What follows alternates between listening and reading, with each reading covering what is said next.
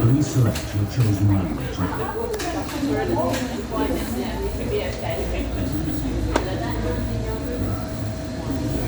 We are going to take you back in time to Jorvik, Viking Age York.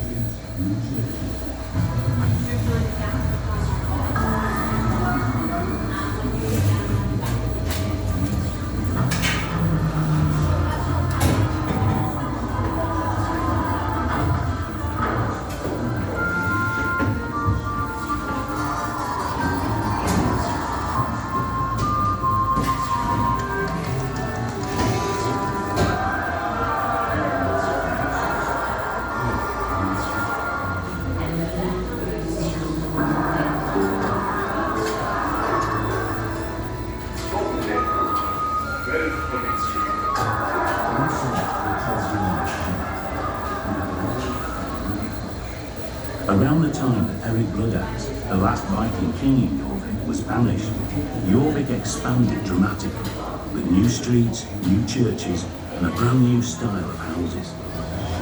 It was a busy place, with people arriving from all over the Viking world to visit, trade, and settle.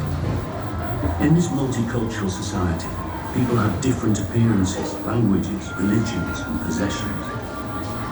The remains of part of this thriving city were found right here, and by carefully piecing together all of the archaeological evidence and what we know from other sources, you can now visit the Viking Age.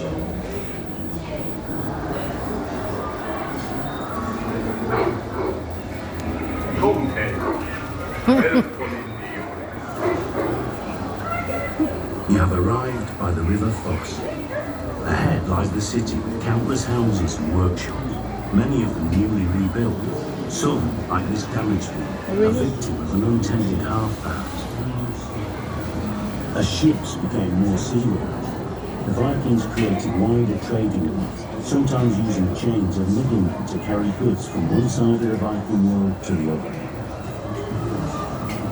Silks and the cowrie shell found here suggest trade with Central Asia, the Eastern Mediterranean and the Red Sea. It is possible that Arab traders, like this one, made their way to York to sell their goods. Slavers may have come to York from Dublin or elsewhere, bringing with them the spoils of their raids or battle victories. Slaves were an important part of society all over Northern and Western Europe at this time. It looks like this slave trader is trying to make his way up to Copenhagen. But before we get there, let's have a look at some of the many craftsmen working here in the city. Here's Sigurd. He's using animal bones and antler from deer to make some everyday objects such as comb cases, skates, and bone pins. Making a comb from antler could be very time-consuming. The ones found here were made from many pieces riveted together and then decorated. We know that the Vikings like to keep themselves well groomed, as we found many combs in the excavations, as well as items such as tweezers and even ear screws. We'll now head away from the river towards the street of Copenhagen and meet some more of the people who lived and worked here. Ahead, you can see a simple, single-story building. These older houses were built from posts and wattles and had earth floors and thatched roofs. Most of these houses went out of use in the middle of the 10th century when they were replaced by the oak-plank buildings that we'll talk about later. These early houses were built end-on to the streets and had long backyards with rubbish pits in them. It's not likely that they grew much food in the yards, but they probably kept animals there, such as those pigs you can see in the pen by the fence. From the many pig bones we found here, we know that Viking pigs were quite short and had a long snout like a wild boar. Pigs will eat almost anything, so it would have been a great way to turn household waste into meat. Here's the blacksmith's house. Look inside and you can see his wife by the fire. Jorvik, the blacksmith, was teaching his son how to sharpen a knife he had just made.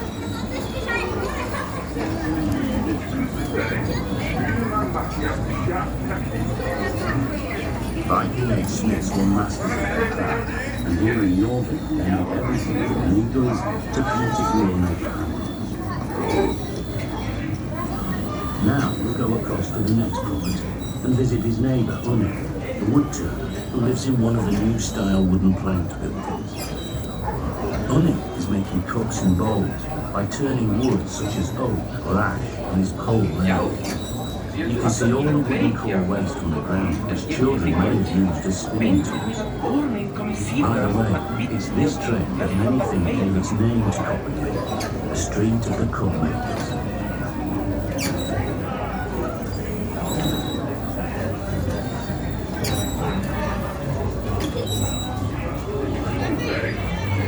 Another building is being built behind Unni's house. Here, the cellar is being dug out and lined with oak planks before the upper story is added. You can see a stack of turrets over there that are going to be used to roof this building. Looks like the builders are having a rest break.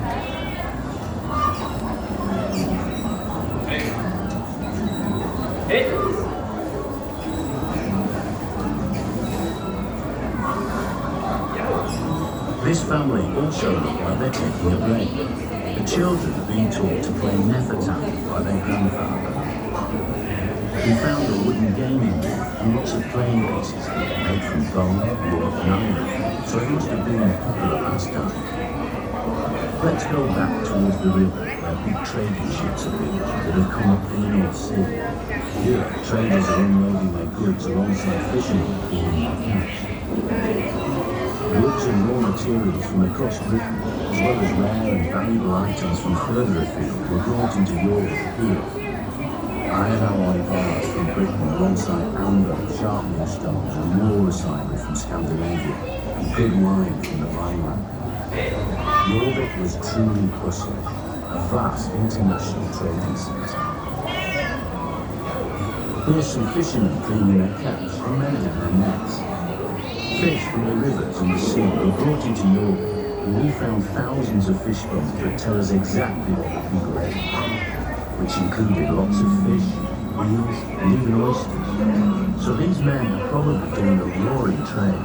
Have a look at the man gutting the fish. His face has been reconstructed based on a skull that was found in York.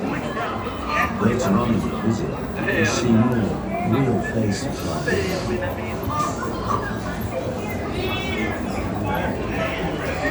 This next plot is a backyard where the people living here seem to have been dyeing their own cloth. The people of Jorvik spun fleece, then dyed and wove their own wool to make textiles from which they made their own clothes.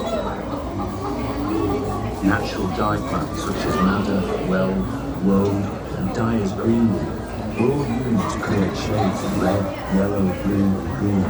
Vibrantly coloured clothes would certainly have brightened up the streets of York. On this plot of land, there was a gully that contained dye plant waste, suggesting that a dye bath had been tipped into it. Limestone lined that ditch running up to this next building, forming a passageway to the back door.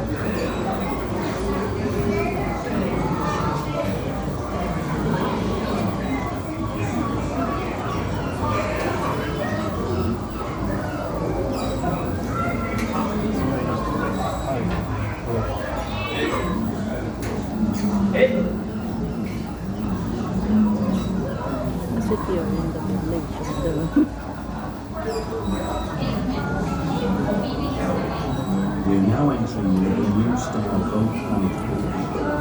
We're still discussing whether these buildings were one or two story, but they all had rooms or cellars below ground level. As we travel through this two-roomed house, you can imagine that the floor at the back is being built, and you can see the cellar below where goods are stored. Above this sunken room, the window openings are only small, so, as you can see, it would have been quite dark inside these houses. In addition to the hearth, small pottery lamps and wax candles were used to create light so that the people who lived here could carry out their everyday tasks.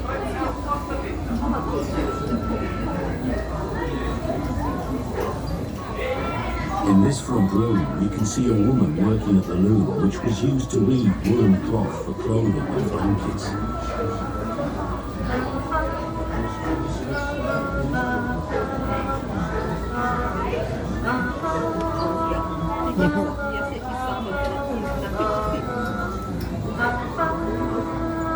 We're now moving into Coppergate itself, an important commercial street right in the heart of the city of Yorvik.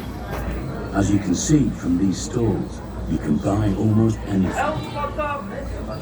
Coppergate is just one of the many streets in this city, which was home to more than 10,000 people. The streets of the city of Jorvik are covered in filth and muck, rutted by car wheels and with potholes everywhere. This leather worker seems to be having a problem sewing his shoe pieces together and looks like he has Viking disease, or Dupuytren's contraction. You can see it's caused the fingers on his hand to become clawed. It's a genetic disorder that runs in families and seen particularly in middle-aged men. Tradition has it that it originated with the Vikings who spread it throughout northern Europe and beyond as they travelled and intermarried. This couple here are arguing about what to have for supper, meat or fish. It would seem that life hasn't changed too much over the last 1,000 years. They're arguing in Old Norse, but if you listen carefully, you can hear Old English, Middle Welsh and Old Irish all being spoken in this street. There's a food seller trying to sell this wealthy-looking woman a cabbage of some sort. It doesn't look like the type of thing that would tempt her or her young baby. This woman looks like she's struggling to cross the road. We only found 2 complete skeletons in the excavations here, and this one is based on one of them. You can see that she's walking with a crutch due to her hip problems and arthritis. You can find out more about her in the galleries to come. We're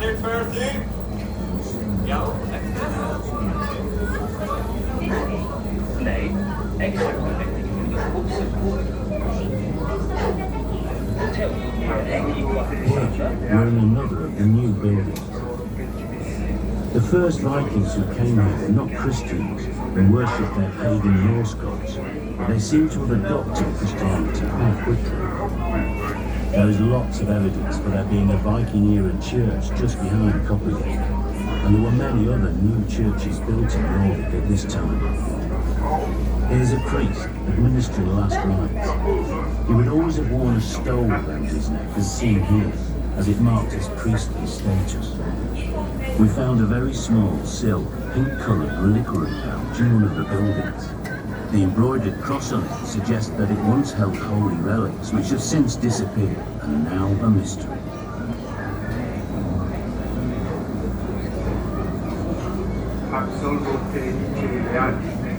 Each property is separated from the next by woven wattled fences.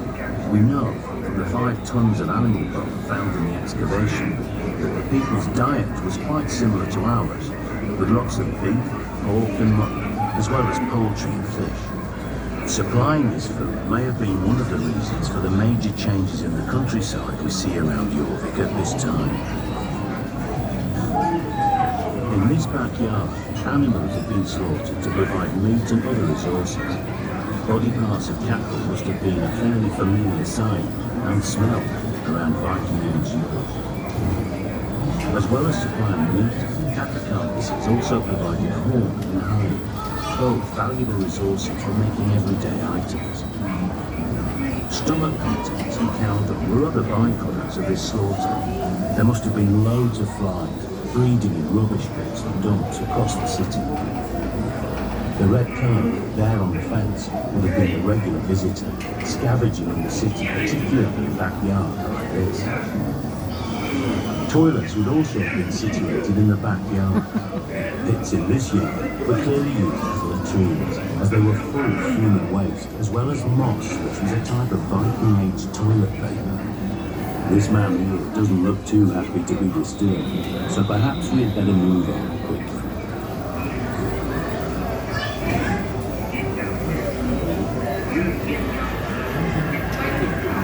Here, we are in our final house. In the excavations at Coppergate, we found a few Viking-age musical instruments, including a set of panpipes which can still be played. Music, saga telling and poetry, must have been important in the Viking world. Iceland and Scandinavia have cultures rich in storytelling, traditions that developed in Viking times. Norse mythology, which conjures up gods and monsters living in 9 realms, still captures the imagination today, and we can picture what it was like sitting around a hearth, enjoying